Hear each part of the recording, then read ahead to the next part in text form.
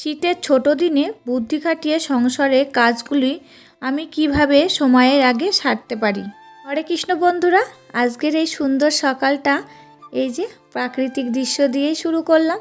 আর দেখো আকাশটা কিন্তু মাঝে মাঝে কি সুন্দর নীল হয়ে উঠেছে, দেখতে কিন্তু খুব ভালো লাগছিল। তারপরে এই যে গাছে ফুল তুলতে চলে এসেছি।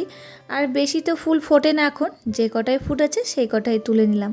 দেখো তোমাদেরকে এখনও শুভ সকালই বলা হয়নি, তবে যাই হোক বন্ধুরা, শুভ সকাল। তোমরা সবাই কেমন আছো? আশা করছি তোমরা যে যেখানে আছো সবাই খুব ভালো আছো আর সুস্থ আছো। আজকে হচ্ছে রবিবার, এখন ঘড়িতে বাজে সকাল 6:45 কি 7টা হবে। তা এখন থেকে তোমাদেরকে সাথে নিয়ে ব্লগটা শুরু করছি। আশা করছি ব্লগটা ভালো লাগবে। আর কি বলো তো, আমার একটা বদ অভ্যাস হয়ে গেছে, কী বার আর কটার সময় থেকে ভিডিওটা শুরু করছি সেটা শুধু সাউন্ড দিতে বসলে না ভুলে যায়। তা জানি না ঠিক টাইমটা বলতে পারলাম কি না, তবে যাই হোক বন্ধুরা, ভিডিওটা স্কিপ না করে সম্পূর্ণ ভিডিওটা দেখার অনুরোধ থাকলো। গাছের থেকে ফুলগুলো তোলা হয়ে গেছে, তারপরে ঠাকুরের বাসন কিন্তু মাজা হয়ে গেছে। আর এই যে এখন বাসি উঠানটা ঝাড় দিয়ে নিচ্ছি, তারপরে কিন্তু স্নান করে নেব, নিয়ে চলে যাব ঠাকুর ঘরে।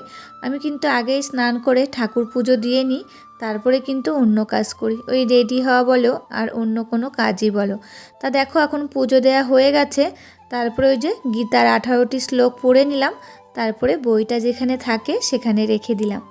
ঠাকুর পুজো তো কমপ্লিট হয়ে গেছে, তারপরে নিজেকেও একটু পরিপাটি করে নিয়েছি। যেহেতু এখন শীতকাল, একটু ক্রিম না মাখলে কিন্তু হাত পা চচ্চর করবে, তারই জন্য একটু ক্রিম মেখে পরিপাটি হয়ে গেছি। তারপরে চলে এসেছি রান্নাঘরে। এবার আগের দিনে যে বাসনগুলো মেজে রেখেছিলাম, সমস্ত বাসনগুলো যেখানে থাকে সেখানে রেখে দিয়ে আসলাম। তারপরে এই যে চলে এসেছি চা বসাতে। তার আগে 1 গ্লাস গরম জল করে নেব, আর ওই গরম জলের মধ্যেই কিন্তু চা করে নেব। তা দেখো গরম জলটা ঢেলে নিলাম আমার আর দুষ্টুর জন্যে। দুষ্টুকেও কিন্তু দিই প্রত্যেক দিনই ছোটো 1 গ্লাস করে, আর আমি নিই একটা বড় গ্লাসে করে। তা দেখো এদিকে চাটাও আমার হয়ে গেল, গরম জলও তো খাওয়া হয়ে গেছে, আর সেই গ্লাসেই কিন্তু আমি চাটা ছেঁকে নিয়েছি। তারপরে দুষ্টুর পিছনে একটু পড়েছিলাম, ওই যে 6-এর একটা অঙ্ক বই নিয়ে এসে দিয়েছি, সেইগুলোই করাচ্ছিলাম। আর এই যে কালকের খিচুড়ি করেছিলাম, সেই কালকের খিচুড়িটা গরম করে দিলাম আর একটা ডিমের অমলেট ভেজে দিলাম। তা দুষ্টুকে খাওয়ানো হয়ে গেছে, আমিও একেবারে খেয়ে নিয়েছি। এখন কিন্তু ওর থালায় আমি খেয়ে নিই, যেহেতু আমি এখন খাইয়ে দিই ওকে। তারপরে যে বাসনগুলো থাকে সেই বাসনগুলো কিন্তু এখন মেজে নিলাম। আর হাঁড়িটা তো থাকে, আমি তো রাতে হাঁড়ি মাজি না, সে হাঁড়িটাও কিন্তু একেবারে মেজে নিয়েছি। তারপরে একেবারে চালটা ধুয়ে ভিজিয়ে রাখছি। আর তোমরা তো জানোই আমি কিন্তু 1-1.5 ঘন্টা আগে চালটা ভিজিয়ে রাখি, তারই জন্যে দেখো একেবারে চালটাও ভিজিয়ে রাখছি। আর তারই মধ্যে কিন্তু বাবা বাজার থেকে আজকে মাংস নিয়ে এসেছে, তা ভাবলাম একেবারে মাংসটা ধুয়ে ম্যারিনেট করে রেখে দিই। তা দেখো মাংসটা এখন ধুয়ে নিচ্ছি, আর চালগুলো তো ধুয়ে ভেজানো হয়ে গেছে। হ্যাপি হ্যাপি মন ডেলি ব্লগ থেকে বলেছে খুব সুন্দর হয়েছে। ধন্যবাদ দিদিভাই তোমাকে। মধুশ্রী মান্না দিদিভাই বলেছে খুব সুন্দর হয়েছে। দিদিভাই তোমাকেও অসংখ্য অসংখ্য ধন্যবাদ। তা দেখো মাংসগুলো এখন বাছা হয়ে গেল, তারপরে এই যে ধুয়ে ম্যারিনেট করে রেখে দিয়েছিলাম। তারপরে ভিডিও এডিটিং করেছি, সাউন্ড দিয়েছি, তারপরে কিন্তু রান্নায় এসেছি। আগে ফুলকপিটা বসিয়ে দিয়েছিলাম, আর এইদিকে কিন্তু এখন ভাত বসিয়ে দিলাম। মনিকা ঘোষাল বলেছে দিদিভাই আমার নামটা নিলে না তো। সরি দিদিভাই, আগের ভিডিওয় তোমার নামটা নেওয়া হয়নি, আর আজকের ভিডিওয় এই যে তোমার নামটা এখন নিয়ে নিলাম। ফুলকপি তরকারিটা নামানো হয়ে গেছে, তারপরে এই যে মাংসটা বসিয়ে দিয়েছি। আর মাংসটা তো আগেই ম্যারিনেট করে রেখে দিয়েছিলাম। মাংসটা বসিয়ে দিয়েই কিন্তু চলে এসেছি ঘরের কাছে। আজকে ভাবলাম একটু হালকা পাতলা ঝুল হয়েছে, তাই একটু ঝুলটা বাড়িয়ে দিই।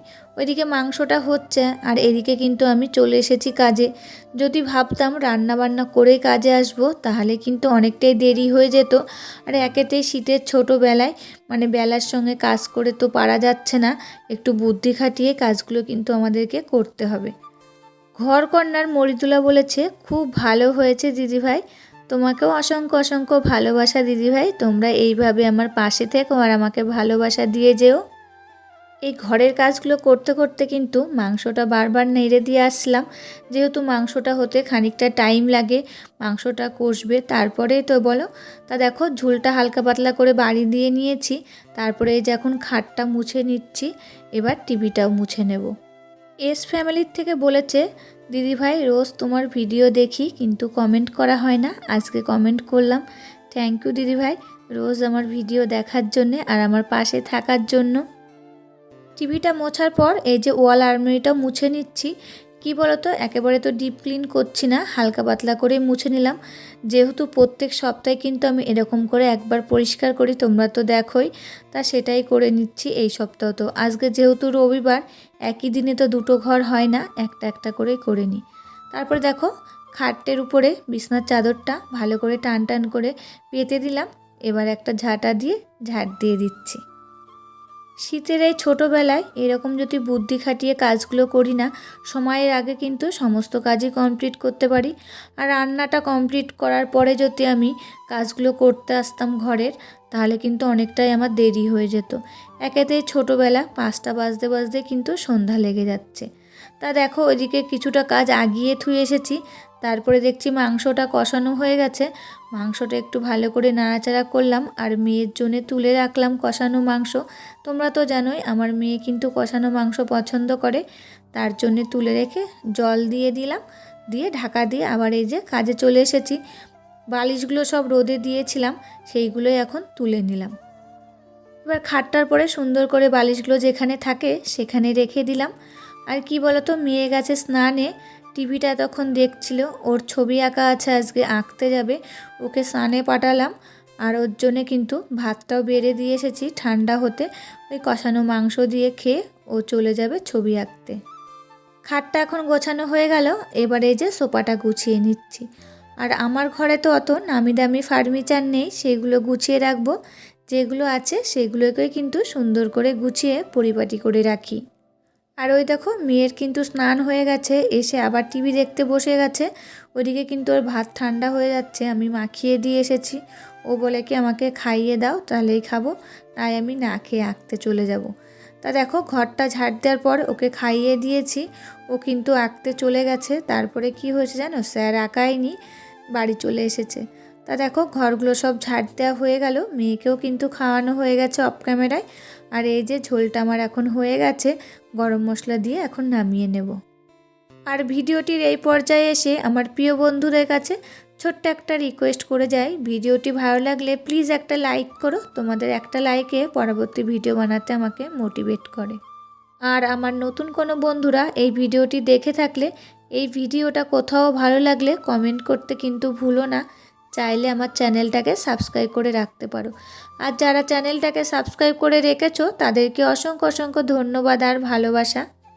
তা দেখো মাংসর ঝোলটা আমার নামানো হয়ে গেছে, এখন এই যে গ্যাস ওভেনটা মুছে নিচ্ছি। আগে সাবান স্কচব্রাইট দিয়ে মুছে নিয়েছি, মানে মেজে নিয়েছি, তারপরে এই যে ভিজা কাপড়টা দিয়ে ভালো করে মুছে নিচ্ছি। আর তোমাদেরকে তো বলি আমি কিন্তু প্রত্যেক দিন সাবান স্কচব্রাইট দিয়ে ওভেনটা মুছি, নাই কিন্তু তেল চিটে ভাব লাগে, আমার ভালো লাগে না। তা দেখো গ্যাস ওভেনটা মোছানো হয়ে গেছে, তারপরে কিন্তু আমি মেঝেটাও মুছে নিয়েছি। আবার তোমাদের সাথে দেখা করছি এই যে সন্ধ্যাবেলায়। এখন চা আর একটু মুড়ি মাখিয়ে নিচ্ছি, যেহেতু ঠান্ডা লেগেছে মুখে কিন্তু কিছুই ভালো লাগছে না। তা পেঁয়াজ কুচি, লঙ্কা কুচি আর চানাচুর দিয়ে মুড়িটা মাখিয়ে খেয়েছিলাম চা দিয়ে। আর আজকে 1 কাপই চা করেছি, তোমাদের হচ্ছে দুষ্টুর বাবা বাজার থেকে চা খেয়ে এসেছে। আবার এই যে তোমাদের সাথে রাতে দেখা করছি, এখন 3 জনের জন্য খাবার বেড়ে নিয়েছি। আর আমি কিন্তু রাতে সেরকম কিছু খাই না, তা দুষ্টুর বাবা আর দুষ্টুর দাদুর জন্যে খাবারটা বেড়েছি। আর এটা দুষ্টুর মুড়ি, ভাত খাচ্ছে না ও, মাংস হলে ও কিন্তু ভাত খায় না, মুড়ি দিয়েই খায়। তা ওদেরকে খেতে দিয়ে এসে দেখো স্ল্যাবটা এখন মুছে নিচ্ছি। তবে বন্ধুরা আজকের ভিডিওটা এখানেই শেষ করব, আবার দেখা হবে নতুন একটি ভিডিওর সাথে কালকে। ততক্ষণে তোমরা ভালো থাকবে।